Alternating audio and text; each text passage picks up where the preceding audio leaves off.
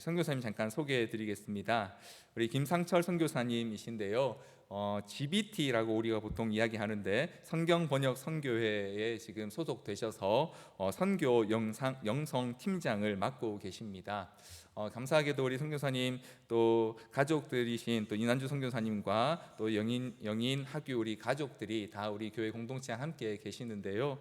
우리 함께 이 시간 나오셔서 김상철 선교사님께서 도대체 뭘 하지라는 제목으로 오늘 말씀 같이 나누실 때에 하나님께서 우리에게 기대하신 바를 또 하나님 나라의 일들을 함께 꿈꾸고 또 선교를 기대하게 되는 저와 여러분 되기를 바랍니다. 우리 함께 같이 계신 자리에서 박수로 우리 선교사님 환영해 주시면 좋겠습니다. 우리 함께 선교사님 환영하겠습니다. 네.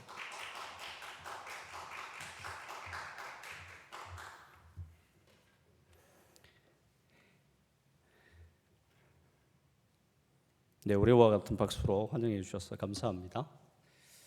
잠깐만 기도하겠습니다. 하나님 아버지, 감염병 시대에 우리로 하나님의 몸된 교회의 지체로 또 백성으로 삼으시고 이날도 하나님 앞에 저희를 불러 세워 주셔서 감사합니다. 말씀이 우리를 인도하고 말씀이 우리를 다시 빚어가는 귀한 시간이 되도록 하나님께서 함께하여 주시기를 간절히 빕니다. 삶의 처소에서, 가정에서, 화면으로 함께 말씀을 들으며 나누는 모든 성도들에게 하나님의 권능으로 함께 하셔서 오늘 우리에게 주시는 말씀이 무엇인지 주목하며 집중하며 듣게 하여 주시고 말씀을 전하는 종에게도 하나님께서 은혜 주셔서 하나님의 마음이 고스란히 잘 나누어지고 전하여지는 시간 될 수 있도록 인도하여 주옵소서. 예수님의 이름으로 기도합니다. 아멘.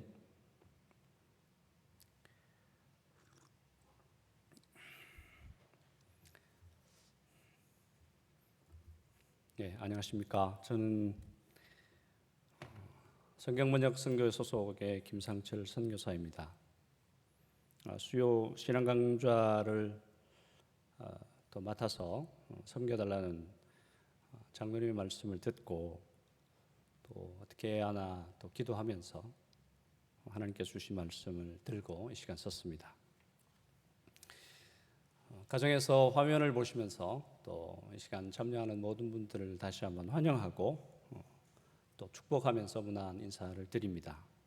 그동안 저희 가정을 위해서 많이 기도해 주시고 함께 해 주셨는데 저희가 여러 가지 이유도 있고 또 사연도 있지만 다 그것들이 핑계인 것 같기도 하지만 다시 한번 성도님들과 교회 앞에 감사의 인사를 드립니다. 저희는 성경번역 선교회 소속의 본국 사역자, 한국에서 본부 사역자라고 하는데요. 한국에서 일을 하고 있습니다.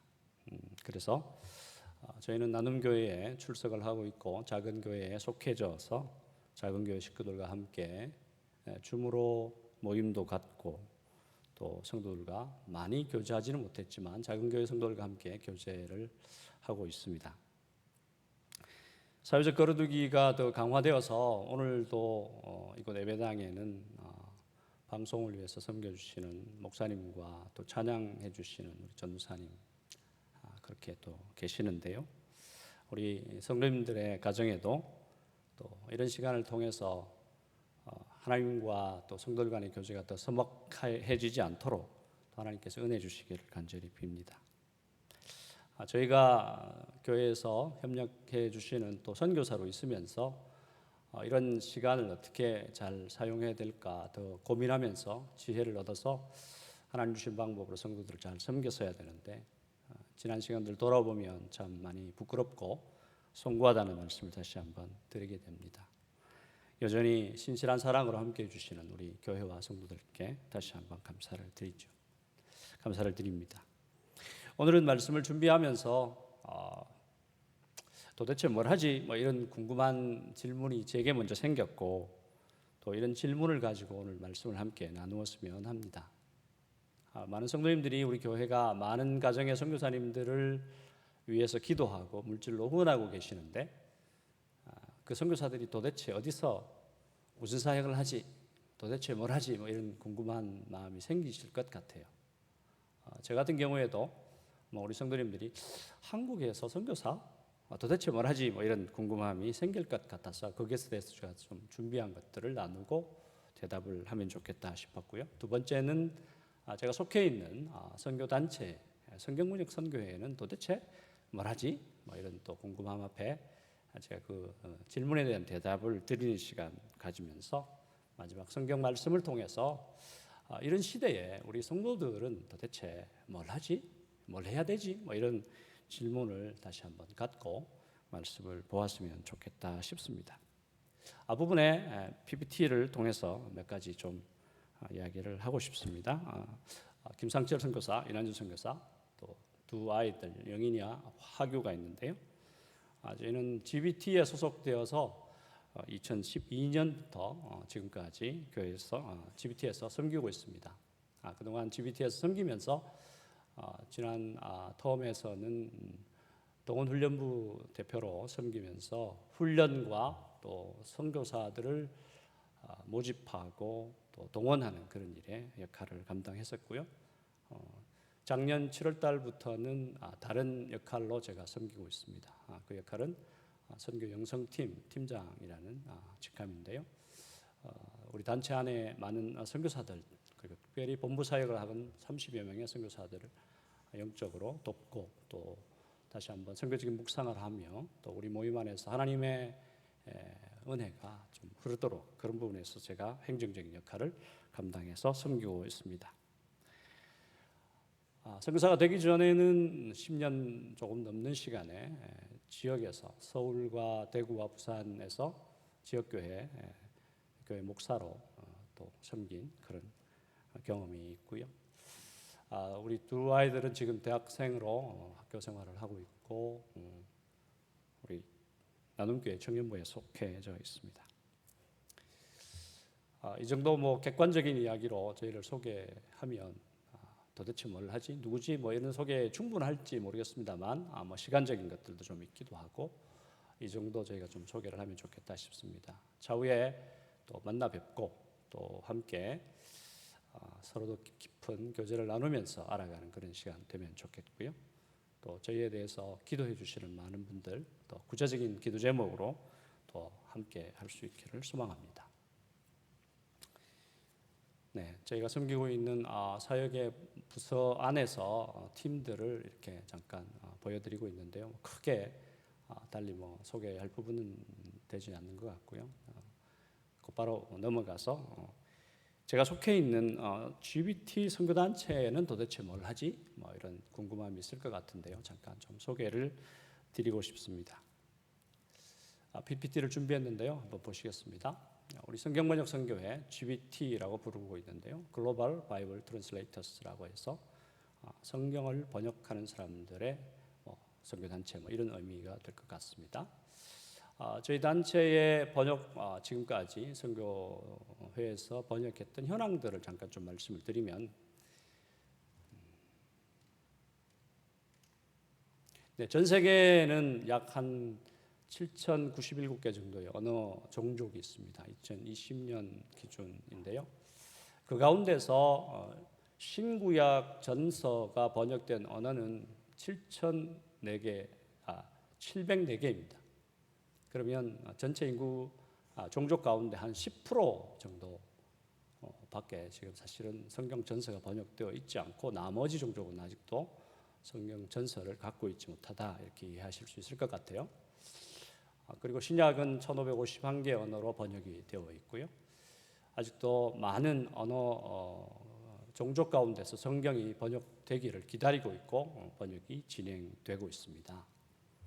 저희 성경 번역 선교회의 역사는 사실 한국에서 시작된 건 아니고요. 미국에서 시작이 됐는데 이 선교회가 시작되게 된 계기는 카메론 타운젠트라고 하는 미국의 젊은이가 과테말라에 성경을 팔러 갔다가 그 칵치켈 부족이라는 추장이 이렇게 말을 했습니다.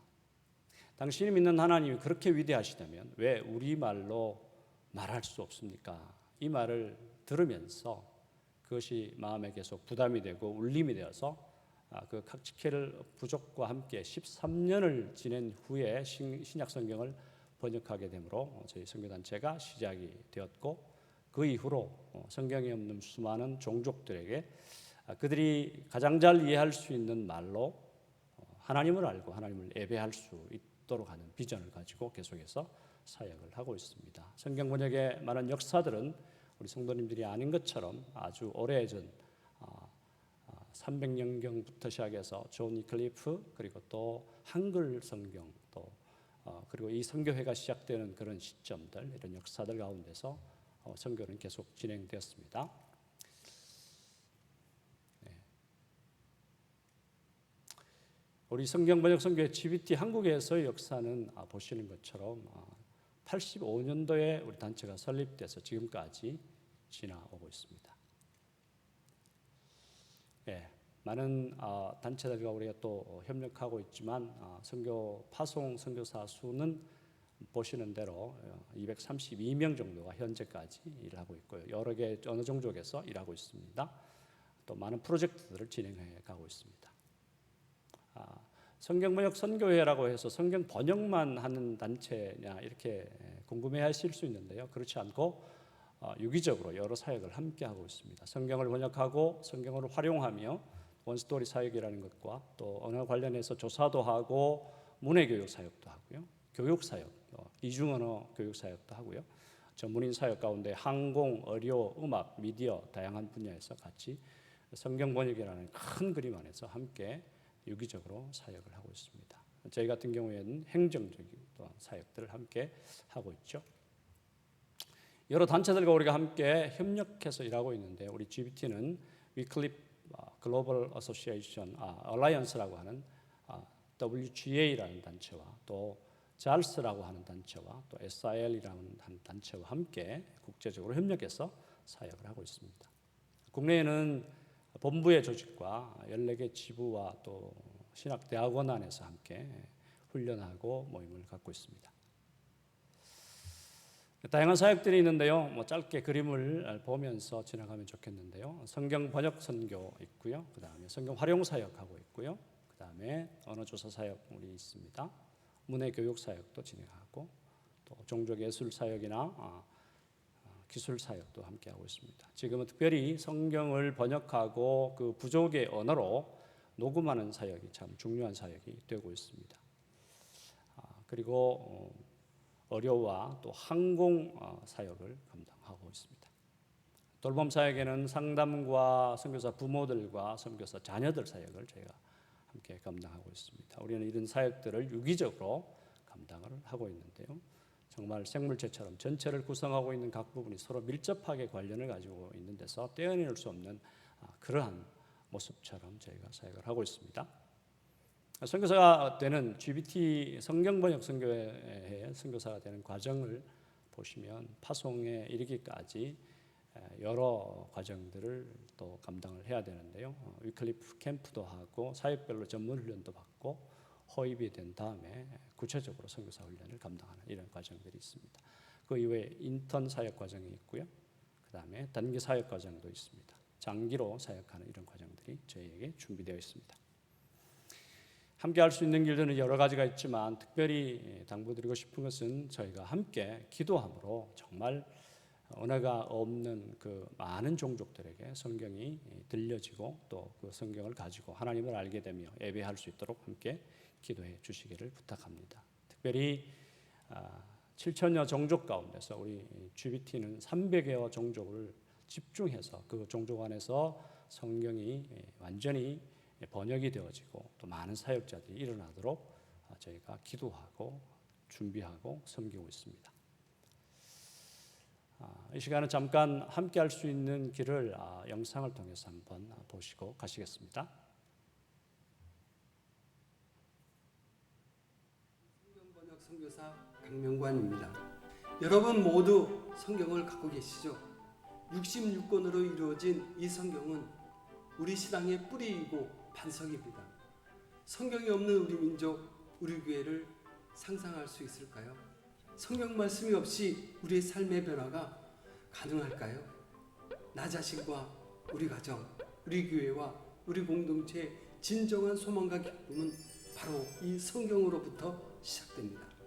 이렇게 성경에 대해 이야기를 하는 이유는 이 세상에 아직도 자신의 말로 된 성경이 없는 사람이 아주 많이 있기 때문입니다. 기술의 발달로 점점 더 좁아지는 세상 속에 신구약 성경이 없는 언어가 무려 90%나 됩니다. GBT 선교회는 성경 번역을 돕는 사역을 합니다. 지금까지 30여 년간 세계 여러 민족의 언어로 성경을 번역해 왔습니다. 우리는 자기의 말로 된 성경을 갖게 된 세계 여러 민족들이 영생의 소망을 갖고 진정으로 그들의 삶이 변화되는 것을 보아왔습니다. 성경 번역은 어떻게 하는 것일까요? 사전으로, 구글 번역기로? 아닙니다. 우리는 현지인들이 사용하고 있는 그들의 가슴의 언어로 성경을 번역하는 전 과정을 돕고 있습니다. 각 민족마다 성경 번역 상황은 다 다릅니다. 현지 교회가 있어서 바로 성경을 번역하는 경우도 있지만 자신의 문자조차도 없어서 문자부터 만들기 시작해야 되는 그런 곳도 있습니다. 문자가 있어도 글을 읽지 못하면 성경이 아무 소용이 없겠죠. 그때는 문해교육과 성경 활용 사역을 통해서 그들을 돕고 있습니다. GBT 성경 번역 선교회는 변화하는 세상 속에서 변치 않는 하나님의 말씀을 가지고 오디오와 비디오로 된 성경 이야기를 만들어내기도 합니다. 또한 말씀이 잘 뿌리내릴 수 있도록 찬양 사역과 교육 사역 등 다양한 방법으로 성경을 전하고 있습니다. 한마디로 우리는 삶으로 성경을 각 민족들에게 번역하는 사람들입니다. GBT 선교회에는 10년, 20년 그리고 평생을 바쳐 하나님의 말씀인 성경을 세계 모든 민족에게 전하는 선교 단체입니다. 후원과 기도, 자원봉사와 국내 사역, 단기 선교로 많은 교회와 성도들이 함께하고 있습니다. 하지만 아직도 여러분의 더 많은 관심과 참여가 필요합니다. 성경이 없는 이들에게 하나님의 사랑이 그들 자신의 말로 들릴 수 있도록 기도해 주시겠습니까? 세계 모든 민족에게 우리 하나님의 사랑이 전해질 수 있도록 함께해 주세요.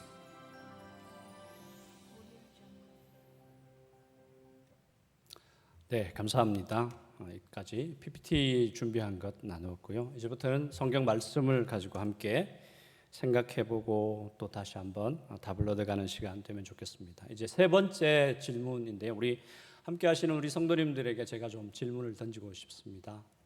코로나 감염 시대, 또 특별히 세상이 교회에 대해서 호의적이지 않은 이런 시대, 이런 시대에 우리 성도님들은 도대체 뭘 할 수 있을까요? 우리 성도님들 그런 질문을 한번 던져보셨습니까? 나는 도대체 뭘 하지? 아마 다양한 대답을 하실 수 있을 거라 생각합니다. 각자가 갖고 있는 생각대로 또 대답을 할 수 있겠죠. 어떤 분들은 그 대답을 못할 수도 있겠죠. 아마 그 대답을 오늘 설교 시간을 통해서 들었으면 좋겠다. 저도 그런 기대를 가지고 말씀을 나누고 싶습니다. 코로나가 좀 진정되는 것 같다가 다시 더 심해져서 정부가 사회적 거리두기 단계를 더 상향으로 조정하는 바람에 오늘부터 2명 정도밖에 같이 모임을 하거나 아니면 또 어떤 장소에 머물 수밖에 없는 그런 상황이 되었는데요. 이런 상황 앞에서 우리 성도님들은 과연 어떻게 해야 할까요? 도대체 무엇을 어떻게 해야 하겠습니까? 긴 이야기를 할 수도 있지만 저는 결론적으로 우리 성도님들에게 주어진 정체성에 합당한 삶을 살아라 이렇게 말씀을 좀 드리고 싶습니다. 그것은 세계를 품은 그리스도인으로 하나님의 선교하는 백성으로 자기 정체성에 맞게 삶을 살라고 결론적으로 말씀을 좀 드리고 싶습니다. 사실 오늘 본문은 많은 경우에 또 우리 성도님들이 들었던 그런 뻔한 본문입니다. 그 말은 잘 알고 있는 본문이다 이런 뜻이죠. 그래서 선교에 대해서 헌신을 불러일으키거나 아니면 특별히 청년들에게 선교를 가기 전에 단기 선교가 전에 아니면 선교사 파송 예배 때 이 본문이 그야말로 자주 이렇게 사용되는 본문입니다. 그렇죠. 특별한 본문은 아니에요. 아주 뻔한 본문. 또 이해할 수 있는 본문, 우리에게 익숙한 본문 이렇게 표현할 수 있을 것 같습니다. 하지만 놀랍게도 여러 번 반복해서 듣고 있는 이 뻔한 본문 앞에 우리 성도들은 뻔한 삶을 살고 있지 않다는 것입니다. 제가 말하는 뻔하다는 말은 말씀이 말씀하는 대로 고지곳대로 살아가는 그런 삶이 이 본문을 읽는 성도들에게 있지 않다, 이런 의미입니다. 왜 그렇습니까?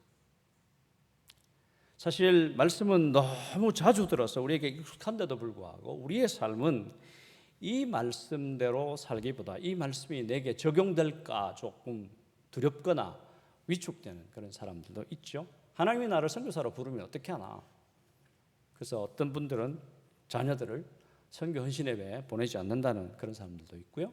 어떤 청년들은 선교 헌신예배에 나는 절대로 참석하지 않을 거야 그러면서 그런 시간만 빼서 예배 생활을 한다, 이런 이야기도 듣곤 하는데요. 참 우습기도 하지만 한편 좀 마음이 짠한 그런 이야기입니다. 우리의 삶은 이 뻔한 본문 앞에서 왜 그렇게 주저하거나 두려워하거나 회피하게 될까요? 사실 많은 선교학자들과 신학자들은 이 본문을 일러서 그레이트 커미션이라고 해서 예수님의 대위임령, 선교를 말할 때 빠뜨리지 않고 인용되는 본문이기도 합니다. 사실 사람들에게 있어서 유언이라는 것은 참 중요한데요. 예수님의 유언 같은 말씀이죠. 그래서 많은 분들은 이 말씀을 받들어서 순종하는 것으로 자기의 삶을 헌신하고 선교사로 삶을 드린 것을 우리는 많이 듣고 또 알고 있습니다. 저 자신도 이 말씀 때문에 선교사로 헌신했다 할 만큼 이 말씀은 중요한 말씀이지요. 그러나 이 말씀을 나누면 많은 성도들은 이런 생각들을 하시고 있는지도 모르겠습니다. 그 선교? 특별한 사람들이 하는 특별한 일 정도로 취급한다는 것이죠. 얼마나 이상합니까?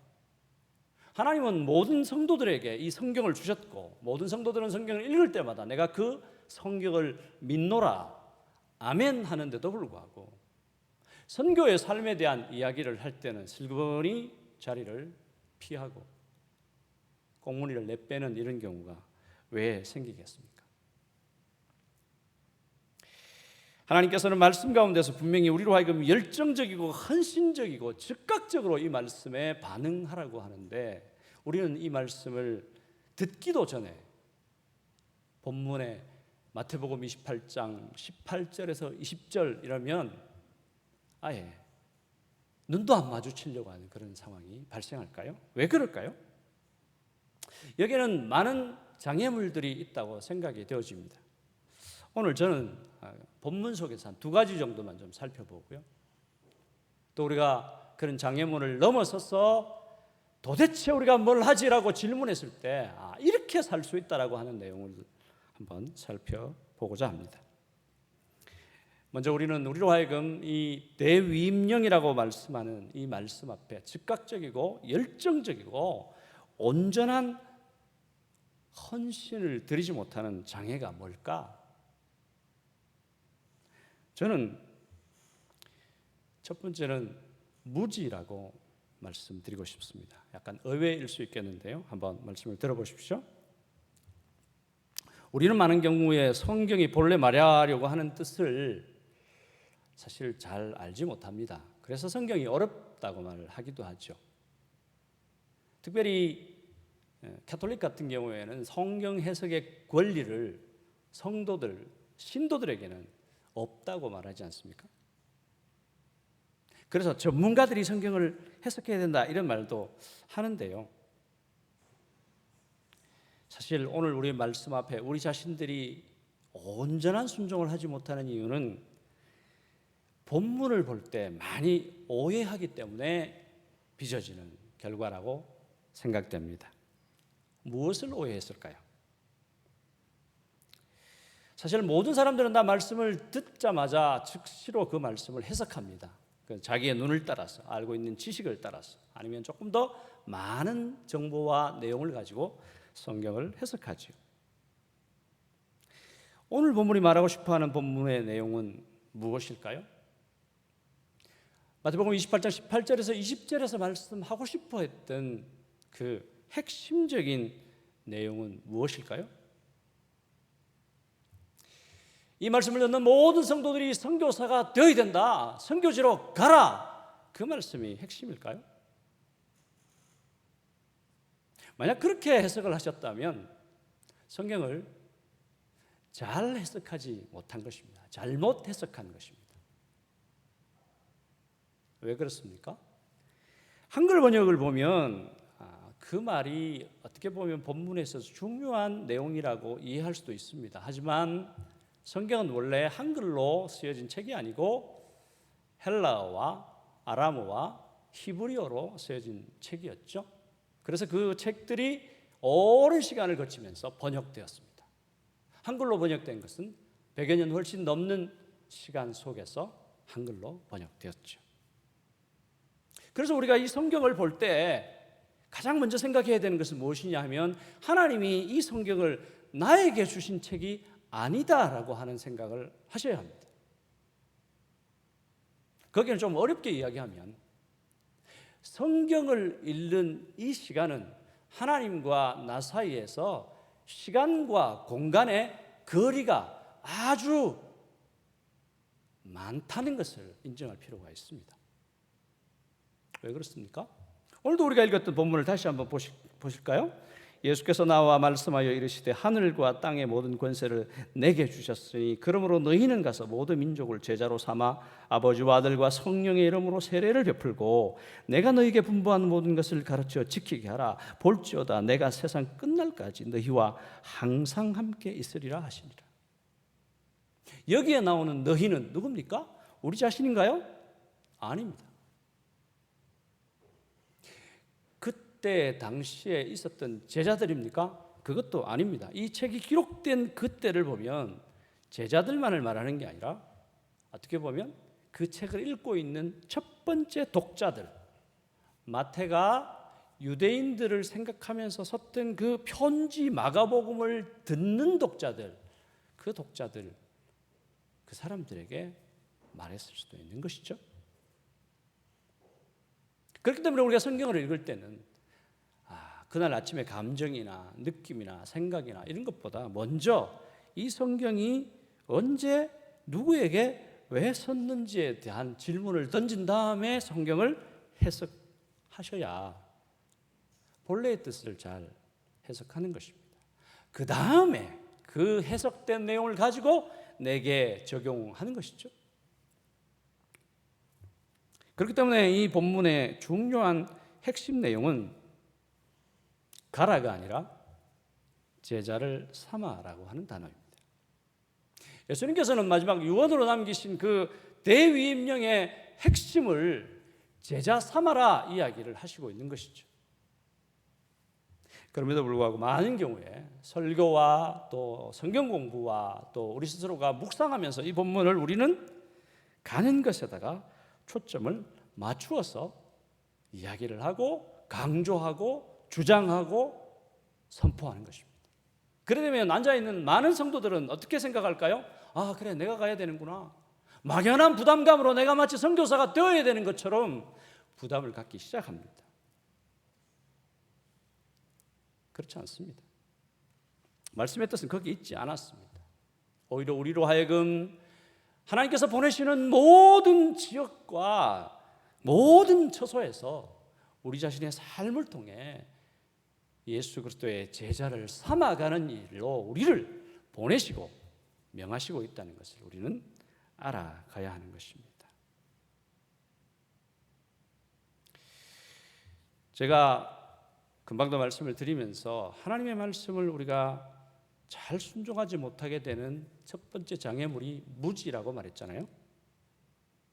그것을 제가 오해라고 다시 한번 풀어서 말씀을 드렸습니다. 왜 이런 현상이 일어날까요?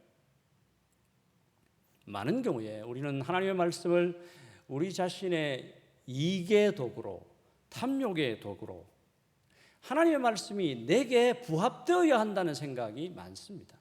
내가 하나님의 말씀에 의해서 빚어지고 만들어지고 조정되는 것이 아니라 우리 자신이 하나님 말씀을 끌어왔어. 하나님, 내가 지금 상황이 이러니까 이런 말씀 하시지 않았습니까? 이루어 주십시오. 이런 이야기, 이런 방식으로 하나님 말씀을 대한다는 것이죠. 그래서 하나님 말씀을 아전인수격으로, 그래서 그날 아침에 감정 따라 아니면 뭐 자기가 알고 있는 지식 따라서 하나님 말씀을 읽고 해석합니다. 그렇게 되면 하나님께서 중요하게 여기시는 것이 내게 중요해지지 않습니다. 내가 중요한 것에 대해서 하나님이 어느 구절에 어떻게 말씀하셨더라, 이런 식으로 하나님의 말씀을 사용하는 것이죠. 이용하는 것이죠. 마치 우리가 힘들 때 무당한테 가서 뭐 부적 하나 주세요, 내가 어려우니까. 그때 내가 위로받고 아니면 용기를 얻고 불안해하지 않고 정말 강하고 담대한 마음으로 그런 것들을 감당할 수 있도록 부적 하나 써주세요, 이런 식으로 하나님의 말씀을 이해하기 쉽다는 것입니다. 그렇게 되면 하나님, 우리 오늘 주셨던 이 말씀 앞에 우리 자신들은 모두 다가 돌아서서, 저에게는 이 말씀이 해당되지 않습니다. 너희는 가서라고 말할 때, 주님, 저는 아닙니다. 저는 제외입니다. 그렇게 반응할 수 있다는 것입니다. 사랑하는 성도 여러분, 바라기는 우리 모든 성도님들이 이런 장애물에 걸려서 넘어지지 않기를 원합니다. 말씀을 제발 부탁합니다. 내 감정이나 내 생각에 사로잡혀서 해석하지 않으시고 그렇게 적용하지 않으셨으면 좋겠습니다. 그래서 말씀이 그러한가 하여서 좀 더 깊이 생각하고 살펴보고 이해한 다음에 그 말씀을 적용하고 순종하는 그런 삶을 살아가시는 우리 성도님들 되시기를 소망합니다. 우리의 삶에서 하나님 말씀을 참 많이 오해하는 예를 하나만 좀 소개하고 말씀을 이어가고 싶습니다. 요한복음 2장과 마태복음 21장, 마가복음 11장, 누가복음 19장에 그야말로 사복음서에 다 등장하는 사건이 하나 있는데, 그것은 뭐냐면 예수님께서 성전을 청결하게 하신 사건입니다. 저는 어릴 때 이 말씀을 목사님으로부터 어떻게 들었냐면, 교회에서 권사회나 남전도회나 아니면 자판기나 이런 거 놓으면서 금전적인 일을 절대로 하면 안 된다. 주일날 뭐 갯돈 받듯이 뭐 회비 받고 이렇게 하면서 그렇게 하면 안 된다. 이런 식으로 제가 설교를 들었던 기억이 아직도 새롭습니다. 제가 10살 때부터 신앙생활을 했는데 말이죠. 한 번만 그런 게 아니라 여러 번 이런 설교를 제가 들었던 것 같아요. 그러나 이 본문 말씀은 그렇게 해석하면 곤란한 말씀이죠. 왜 그렇습니까? 이 본문에서 나오는 말씀을 가만히 살펴보면 예수님께서 무엇 때문에 화를 내시고 그 상을 뒤엎으셨을까요? 성전을 유대인들과 그 당시의 종교 지도자들이 자기들의 이익을 위해서 성전을 전용하는 사적인 도구로 사용하고 있는 그런 현상을 예수님께서 보셨기 때문에 그렇죠. 성전은 누가 와야 하는 곳입니까? 성전은 정말 하나님께 예배하는 유대인들뿐 아니라 이방인의 뜰이라고 하는 곳이 있어서 이방인들도 와야 하는 곳입니다. 그런데 그 시대에 종교 지도자들과 유대인들은 자기들이 그 성전에서 예배하고 제사하기 편하도록 이방인의 뜰 넓은 지역을 장사꾼들에게 다 세를 주고 그 사람들에게 돈 받으면서, 원래는 흠없고 티 없는 짐승을 가져와야 했잖아요. 그것을 성전 안에 장사꾼들에게 다 나눠주면서 거기서 상거래가 일어나면서 마치 많은 사람들이 그것을 드나들면서 유대인들과 종교 지도자들이 더 이상 불편하지 않고 아주 수월하게 제사를 드릴 수 있는 공간으로 사용해버린 것입니다. 그래서 예수님이 뭐라고 이야기하십니까? 강도의 소굴로 만들었다라고 말하죠. 강도가 어떤 사람들이에요? 힘으로 모든 것들을 장악하고 사람들에게 억압함으로 자기의 권한을 사용하는 사람들이 강도 아닙니까?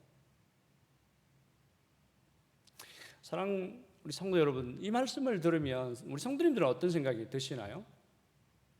사실 말씀을 한 번 더 도약을 해서 하나님은 우리에게 바울을 통해서 우리 몸이 하나님의 성전이라고 말했습니다.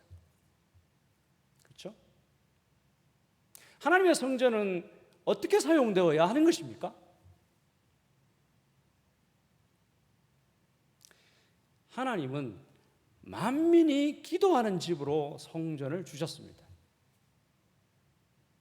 앞에 이야기는 좀 지나가고요. 우리 자신이 하나님의 성전이라고 하면 우리 성도님들은 우리 자신을 어떻게 사용하고 있습니까? 요한복음 3장 16절에 말씀하는 것처럼 하나님이 세상을 이처럼 사랑하사 독생자를 주셨으니 이는 저를 믿는 자마다 멸망치 않고 영생을 얻게 하려 하심이라. 하나님이 우리를 사랑하셨어. 독생자를 주신 사랑으로 우리를 사랑하셔서 구원하신 그 몸을 입은 우리가 성전이라면 이 몸을 어떻게 사용해야 될까요?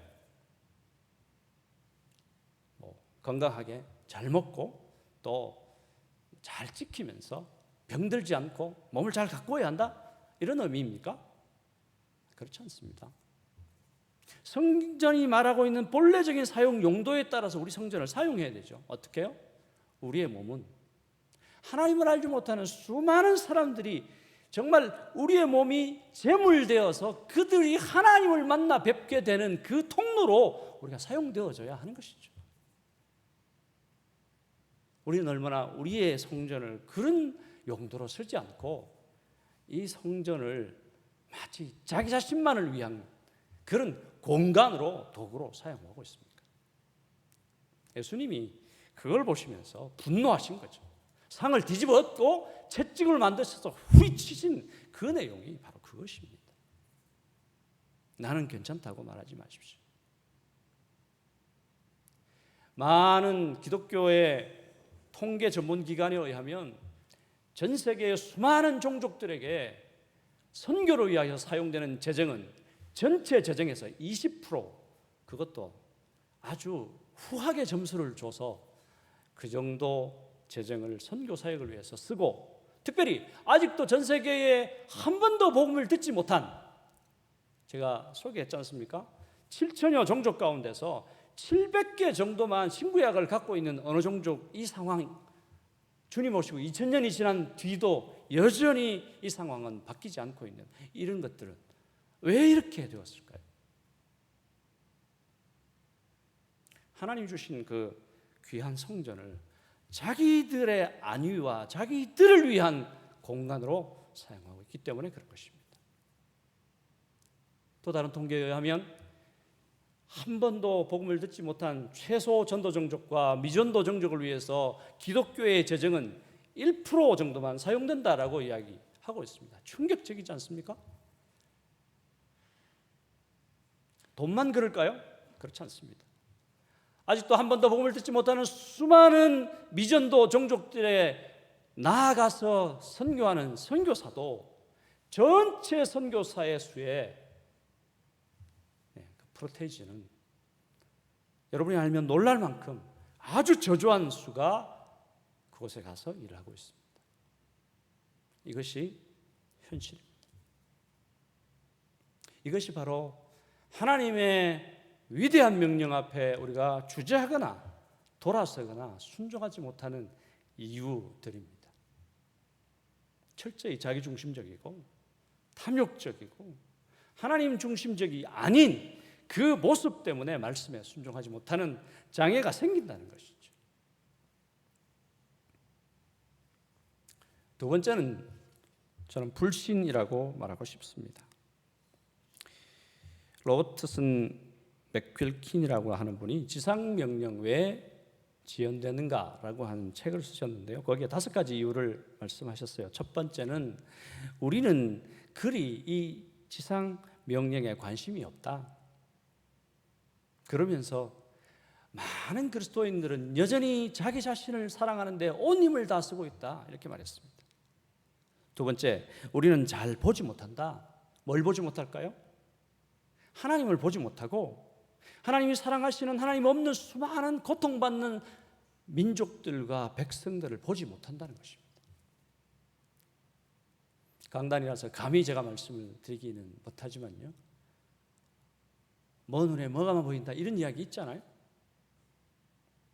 우리 모두가 자기 중심성을 버리지 못하기 때문에 이런 말씀 앞에 순종이 일어나지 않는다는 것입니다. 세 번째는요, 우리가 하나님 앞에서 하나님이 주신 말씀 말고 하나님이 주신 방법 말고 다른 방법이 있다고 생각한다는 거예요.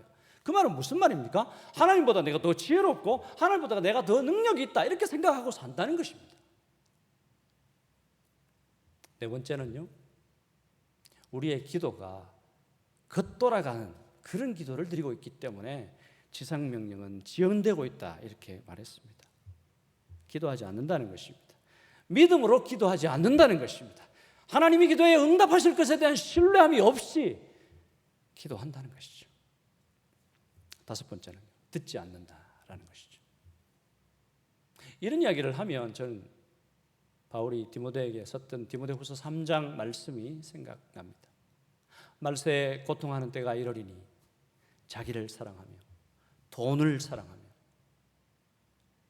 세상에게 이야기한 말씀이 아니고요, 그 말씀은 디모데에게 전한 목회 서신이라고 하는 그 디모데에게 에베소 교회가 있었던 그때의 성도들을 향해서 바울은 말했습니다. 그래서 뭐라고 얘기합니까? 경건의 모양은 있으나 경건의 능력이 없도다, 그렇게 이야기했어요. 우리 시대는 다를까요? 최근에 한국교회의 선교사 증가의 수가, 정책이, 또 조금 더 정직하게 말하는 분은 이미 세택이 이렇게 표현할 만큼 하얀 곡선을 그리고 있다 이렇게 말하고 있습니다. 분명히 주님께서는 우리를 통해서 아직도 수많은 종족들에게 복음이 전해져야 된다고 말하고 있는데, 주님 말씀하시는 말씀 앞에 즉각적이고 열정적이고 순종적인 마음으로 헌신하는 자들이 이렇게 줄어드는 이유, 그것은 하나님 말씀에 대해서 신뢰함이 없다는 것입니다. 우리가 잘 아는 말씀 히브리서 12장 6절에는 뭐라고 말씀하고 있습니까? 믿음이 없이는 기쁘시게 못하나니 하나님께 나아가는 자는 반드시 그가 계신 것과 그가 자기를 찾는 자들에게 상 주시는 이심을 믿어야 한다고 말하고 있습니다. 하나님을 기쁘게 하는 게 뭘까요?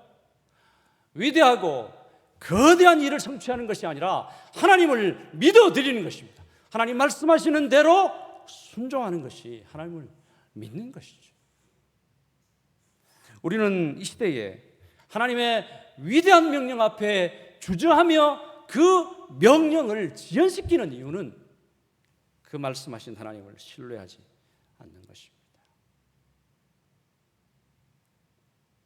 성도들만 그런 것이 아니라, 직분자만 그런 것이 아니라, 하나님 말씀을 맡았다고 하는 그야말로 전문적으로 그 일에 집중하는 많은 사람들도 하나님을 신뢰하지 않는 시대라는 것입니다.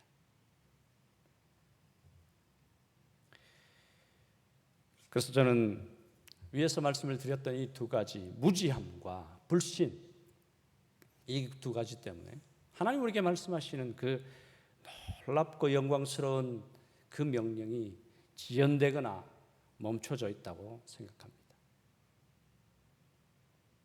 어떻게 보면 그것은 그 출발이 하나님과의 관계에서 믿음 없음이 더 근원적이 아닐까 생각해 봅니다.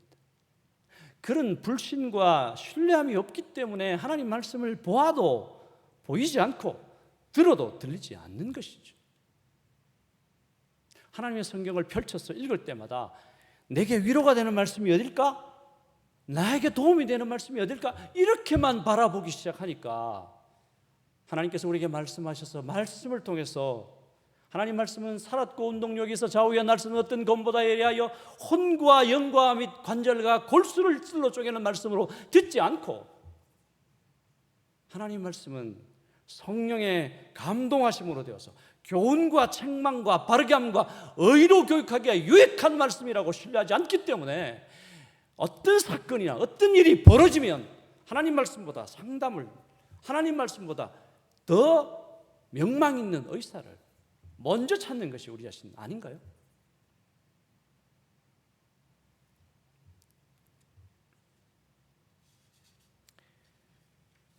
그러하기에 우리가 다시 한번 이런 장애를 좀 뛰어넘고 하나님이 오늘도 우리에게 분명하게 그리스도의 사람, 하나님이 세계를 푼 그리스도인들로 당신을 세울 때에 그 사람들이 살아야 할 삶의 분명한 지향점을 주셨음에도 불구하고 이 말씀을 읽는 많은 사람들은 뭘 하지?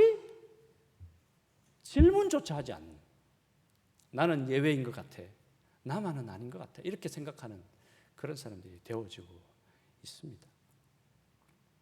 우리가 어떻게 하나님께서 말씀하시는 이 말씀 앞에 장애를 극복하고 도대체 뭘 하시라고 하는 그 질문에 대해서 온전한 답을 가질 수 있는 방법이 있을까요? 오늘 성경은 분명하게 우리로 하여금 제자 삼는 삶에 우리 자신을 드리라고 말씀하고 있습니다.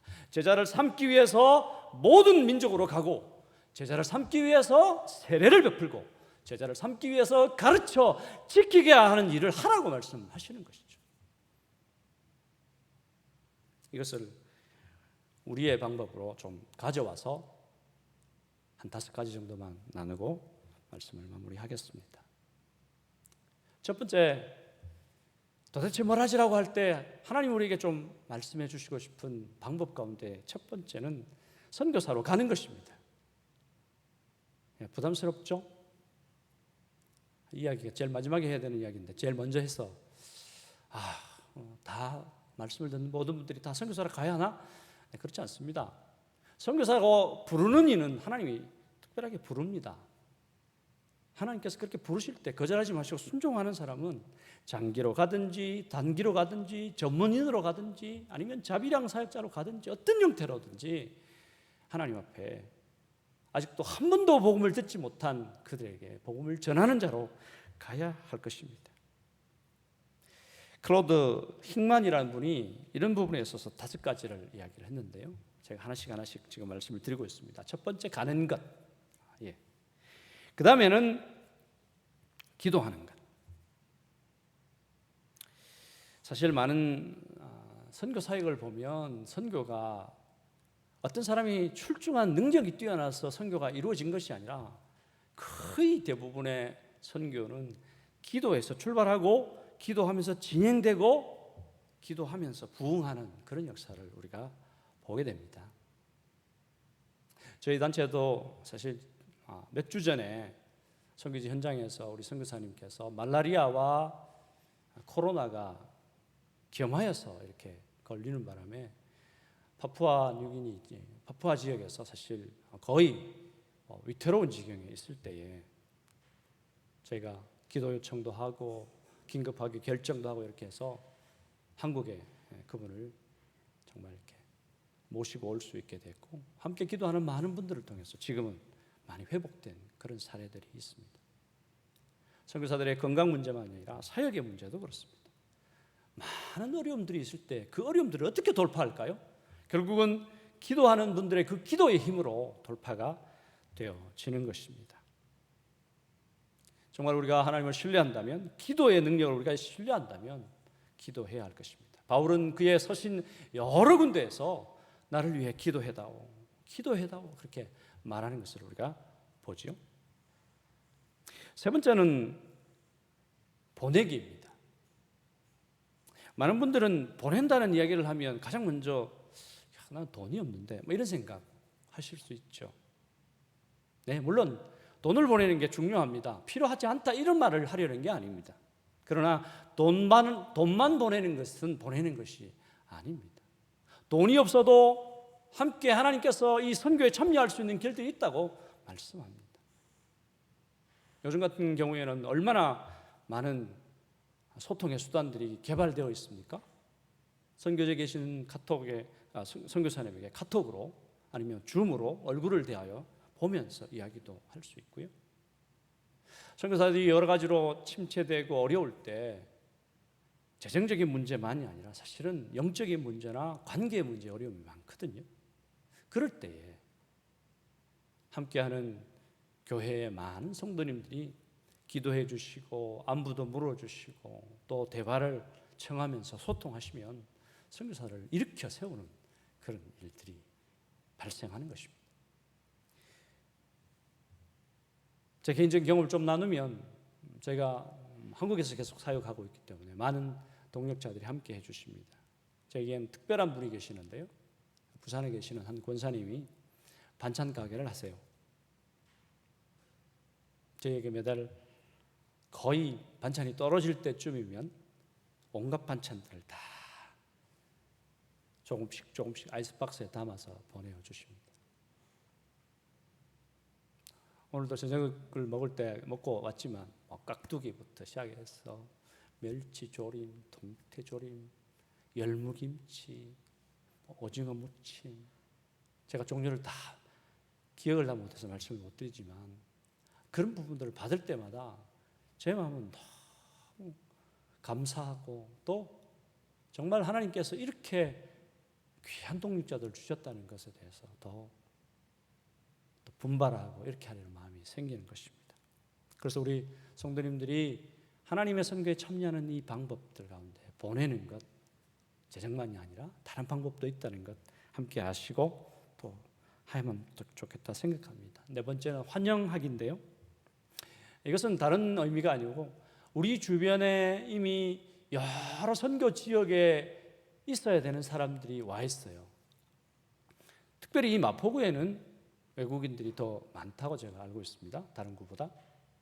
그래서 우리 문 밖에 와 있는 많은 외국인들을 우리 성도님들이 좀 환대하면서 환영하고 그들을 잘 맞아서 때로는 말도 함께 배우고 필요한 것 여러 가지 있지 않습니까? 외국인의 나그네로 살 때에 그들이 갖는 많은 불안함들, 뭐 의료적인 부분이나 법적인 부분이나 관계적인 부분이나 환경적인 부분에 있어서 그들의 벗이 되어지고 이웃이 되어주는 것이 필요합니다.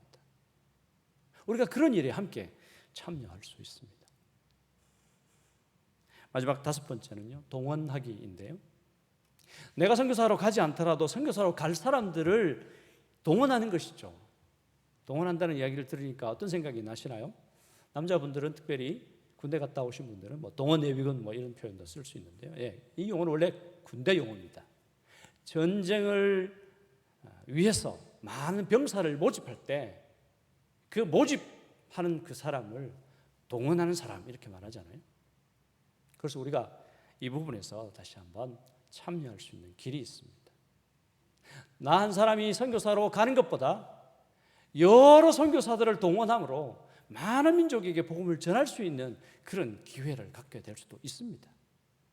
그렇기 때문에 정말 이 동원가는 세계 선교의 현황과 곳곳에서 필요한 사람들에 대한 아주 소중한 정보들을 알고 그들을 잘 동원해서 그들을 배치시키고 또 일으키는 일에 함께 할 수 있는 이런 사역자가 되는 것이죠. 그렇습니다. 제가 PPT로 준비했던 거 한번 보면 금방 이해가 될 것 같은데요. 아마 외우기 쉽게 하려고 제가 손을 좀 표시해서 손에다가 그림을 좀 넣어봤는데요. 네, 제일 먼저는 가기죠. 네, 그 다음에는 보내기. 그 다음에는 뭐였습니까? 네, 기도하기였습니다. 그 다음에는 환대하기. 그 다음에는 마지막으로 동원하기입니다. 이런 것들을 사실 우리가 배울 필요가 있습니다. 우리 나눔교회에서 출석할 때마다 제가 거룩한 부담이 있는데요. 우리 교회에 언제쯤 선교 훈련을 한번 같이 해볼 수 있을까 그런 생각을 합니다. 코로나가 끝나면 좋은 기회가 오지 않을까 싶기도 한데요. 이런 부분들을 우리가 좀 배우면 더 잘할 수 있겠죠. 그래서 우리 나눔교회 모든 성도님들이 나 혼자서 나만 가고 나만 보내고 이런 것이 아니라 사실 선교 사역은 함께 하는 것이잖아요. 특별히 우리가 몸된 교회 안에서 서로가 서로를 섬기면서 이 일들을 더 잘 감당할 수 있는 것입니다. 말씀을 마무리하겠습니다. 저는 오늘 도대체 뭘 하지라는 질문으로 제 자신을 한번 소개했고요. 제가 어떻게 또 어디서 일하고 있는지 말씀을 드렸고요. 제가 섬기고 있는 GBT라는 선교단체를 제가 소개했습니다. 우리 단체는 뭘 하느냐? 이런 일을 하고 있습니다 라고 말씀을 드렸고, 세 번째는 우리 성도님들이 이 감염병 시대에 뭘 하지? 선교한다고 할 때 뭘 할 수 있을까? 내가 선교사가 되어야 될까? 아니면 내가 뭐 기도해야 될까? 네, 다양한 방법들이 있다고 제가 말씀을 드렸습니다. 주님은 여전히 전 세계에 아직도 수없이 많은 백성들이 한 번도 예수 그리스도의 이름을 듣지 못하고 죽어가는 그들을 바라보면서 교회에게 누가 갈고 물으십니다. 바라기는 우리 성도님들이 주여 내가 여기 있습니다, 나를 보내셔서 말씀하실 수 있었으면 좋겠습니다. 내가 꼭 선교사로 가는 것만이 아니라 오늘 우리가 함께 나누었던 것처럼 내가 가든지 또 다른 사람을 보내든지 보내진 사람을 위해서 기도하든지 이미 우리 가까이 와 있는 수많은 이방 사람들, 교육 때문에, 직업 때문에, 결혼이나 또 다른 여러 이유들 때문에 이미 우리 문 밖에 와 있는 그들을 환대하든지, 하나님의 선교에 대해서 우리가 알고 많은 선교사들을 동원하는 그런 일을 하든지, 함께 이 시간 신앙 강좌에 참여하시는 모든 성도들이 하나씩을 좀 결정하고, 아니면 하나님께 좀 물으면서 하나님 나는 어떻게 하면 되겠습니까? 좀 기도하는 그런 우리 성도님들 되셔서 우리 나눔교회가 이름 그대로 하나님께서 이미 우리에게 나눌 수 있는 풍성한 것들을 주셨고, 그것을 우리의 가까운 이웃만이 아니라 온 땅과 열방 가운데 그 위대한 이름, 놀라운 이름을 나누는 그런 성도들이 되실 수 있기를 다시 한번 소망합니다.